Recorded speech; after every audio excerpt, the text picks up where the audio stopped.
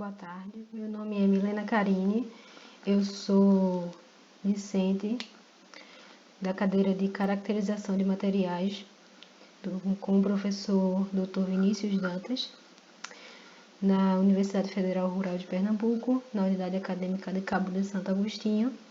E hoje eu vou falar um pouco sobre a caracterização de espectroscopia de fotoluminescência, onde eu vou dar um pouco da ideia geral e algumas características dela. Para começar, o que são métodos de luminescência? Métodos ópticos de caracterização, onde as moléculas de um analito são excitadas e seu espectro de emissão ajuda em análises qualitativas e quantitativas. Esses métodos abrangem fenômenos de fluorescência, fosforescência e quimioluminescência. São fenômenos também que ocorrem em comprimentos de onda maiores que os de radiação de excitação. E também podem caracterizar métodos que possuem um limite de detecção maior, comparado aos outros, porque eles tendem a ser mais sensíveis. Vamos fazer um paralelo entre fluorescência, fosforescência e quimiluminescência. Todas essas três características, da luz, não é bem característica, mas são coisas que acontecem com a emissão de radiação.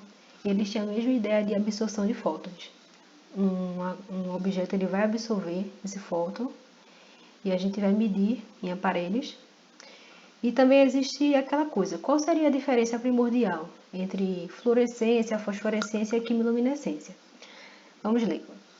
Na fluorescência, a emissão se extingue assim que a fonte de radiação acaba, ou seja, você coloca uma fonte no objeto, ele começa a brilhar, assim que essa luz ela se extingue, o objeto para de brilhar também.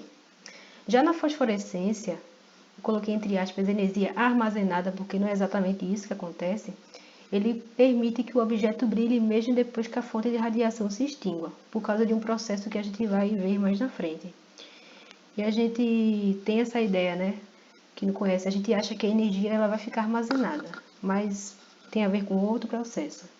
Enquanto na quimioluminescência vão ocorrer reações químicas com agentes biológicos que faz ocorrer a emissão de luz, ou seja, vão acontecer principalmente em animais, como vagalume, água-viva e entre outros que são catalogados.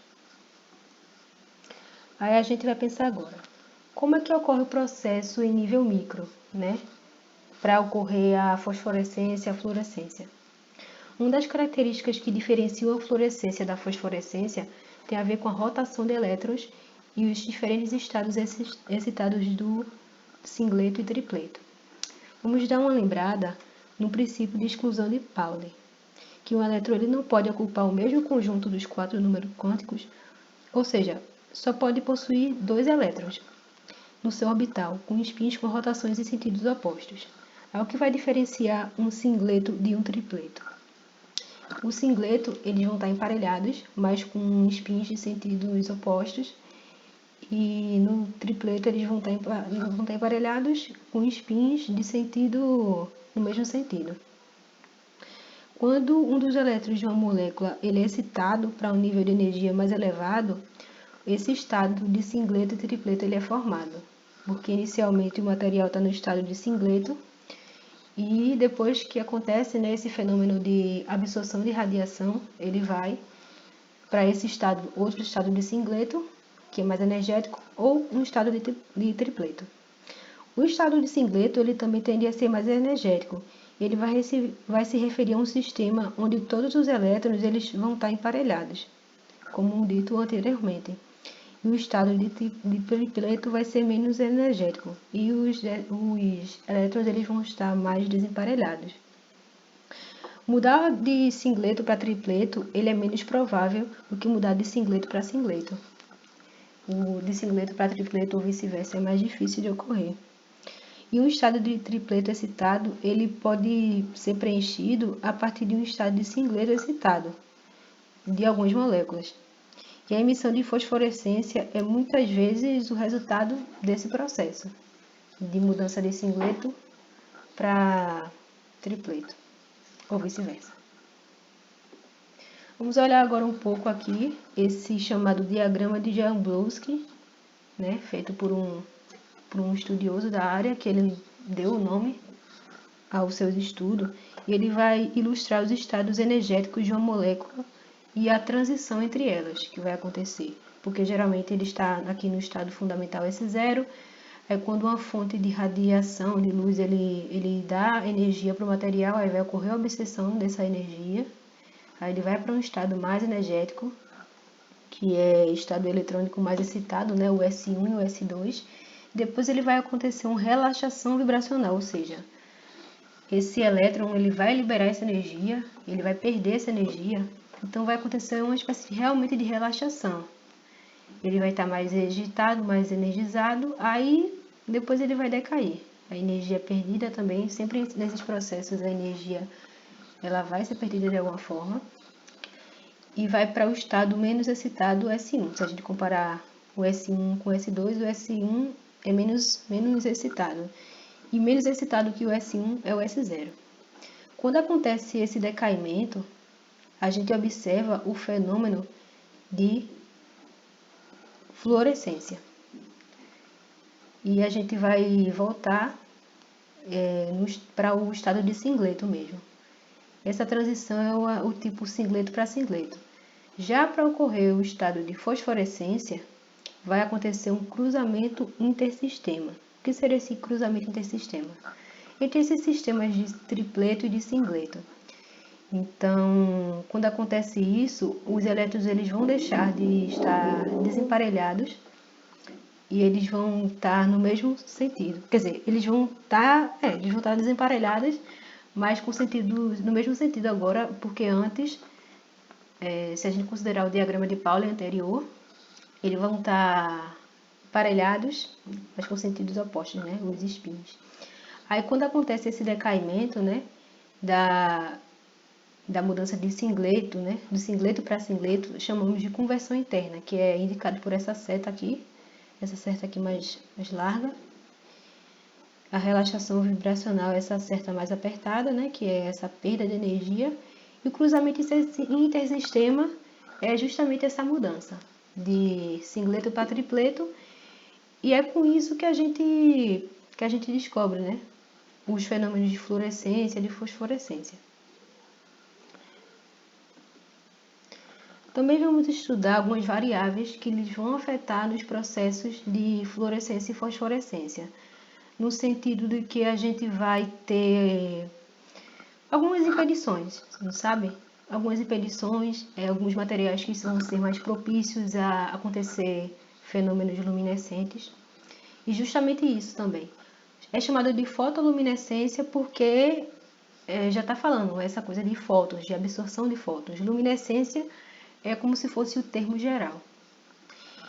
Aí algumas variáveis que podem afetar os processos são o rendimento quântico, que ele significa a eficiência quântica, e para a fluorescência ou fosforescência, ele vai ser simplesmente a razão do número de moléculas que vão luminescer para o número total de moléculas que são excitadas. Aí esse rendimento é medido pela taxa relativa K, que vai ser é dado por essa fórmula aqui, que vai relacionar processos como cruzamento intersistema, excitação das moléculas, dissociação dessas moléculas, e conversão internas e externas, e vibrações, como a gente já tinha visto. Densidade e rigidez. Vamos ter essa relação. Quanto mais denso e rígido ele for o material, mais ele vai ser favorecido na ocorrência de processos fotoluminescentes. Eles vão ter essa facilidade de acontecimento. A temperatura do solvente também, que a gente vai estar trabalhando, é inversamente proporcional à eficiência quântica, porque a eficiência quântica ela vai diminuir assim que a temperatura aumentar. Então vai dificultar mais esse processo de fotoluminescência. Em compostos aromáticos também o pH ele vai ter uma grande importância, porque dependendo da variação, quanto mais ácido, mais básico, a gente vai ter essa facilidade de ocorrer fenômenos fotoluminescentes. E também outra coisa que podemos observar é que a oxidação em moléculas com oxigênio presente. Ou seja, essa oxidação ela vai inibir esse processo de fotoluminescência, né? Vai dificultar mais ele. Alguns exemplos usuais que a gente tem no dia a dia, não exatamente no dia a dia, mas são coisas mais palatáveis para nós, que vão ter uma diferenciação. Por exemplo, aqui a gente tem post-its que entram no processo de fosforescência, né? Porque eles vão, assim que eles receberem luz, a luz aí ela vai durar mesmo que a fonte, né, ela se extingua. Vai acontecer com esses post-its. Essas roupas aqui que geralmente pessoas que trabalham em caminhão de lixo ou fazendo aqueles trabalhos de estrada para sinalizar as pessoas, os caminhoneiros, as pessoas que usam carro, para terem cuidado para não acontecer um acidente com essas pessoas. Aí quando o farol bate, né, nessa roupa, nessa parte da faixa, ela vai brilhar, ele vai, né, é uma coisa de segurança, que esse aqui no caso seria um fenômeno fluorescente, que a gente pode chamar, enquanto esse aqui é um fenômeno quimioluminescente, né, do vagalume, que ele é tão conhecido, que geralmente a gente vê. E também das águas vivas. E também um fenômeno marítimo que temos, que é como se fossem micro-organismos que existem. Geralmente esse fenômeno ele acontece na Jamaica. Acontece esse processo de quimioluminescência e o mar ele fica todo iluminado. Ele é bem bonito.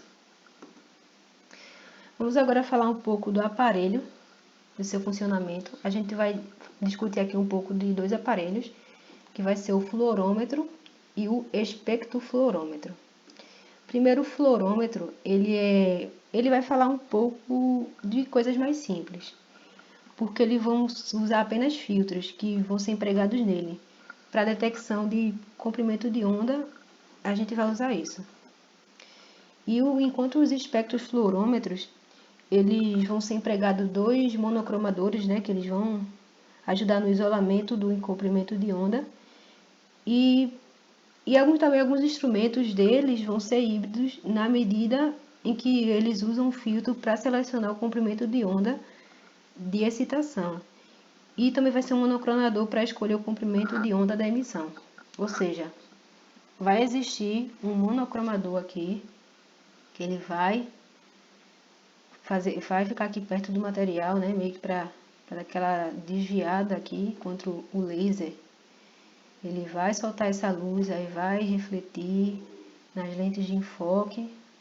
As lentes de enfoque vão servir como se fossem monocromadores. Aí vai atingir e vai para todo esse espectrômetro, né, o material que ele vai detectar. Só que também vai acontecer o quê? Alguma parte dessa energia ela também vai sair. E essa energia, no caso, vai ser perdida. Então, quando essa energia ela sair, aí a gente também tem outro tipo de análise que pode ser feita. E alguns componentes que a gente pode observar, né, em fluorômetros e espectrofluorômetros vão ser as fontes, né, as fontes que eles vão emitir essa radiação. Essas fontes podem ser lâmpadas.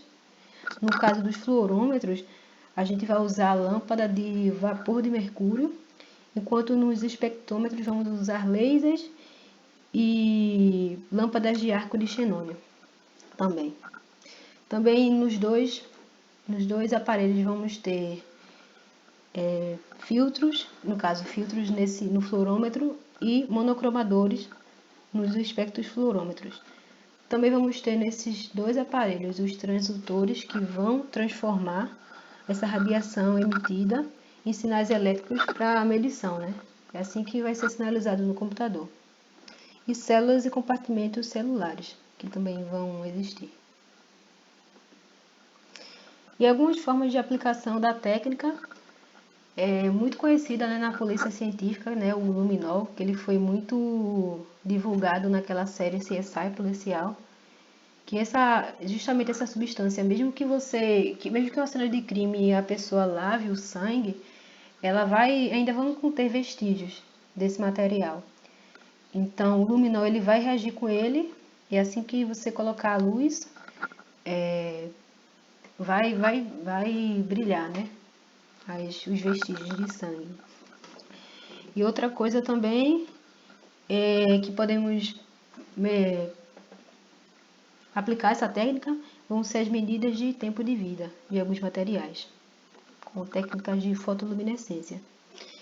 E também a medição da intensidade dessa fotoluminescência, ou até mesmo da quimioluminescência, ela vai permitir a determinação quantitativa de uma variedade de espécies inorgânicas e orgânicas que vão ser importantes em vestígios na natureza. E é isso, esse foi o meu trabalho, eu espero que tenha sido esclarecedor e satisfatório. Obrigado pela atenção.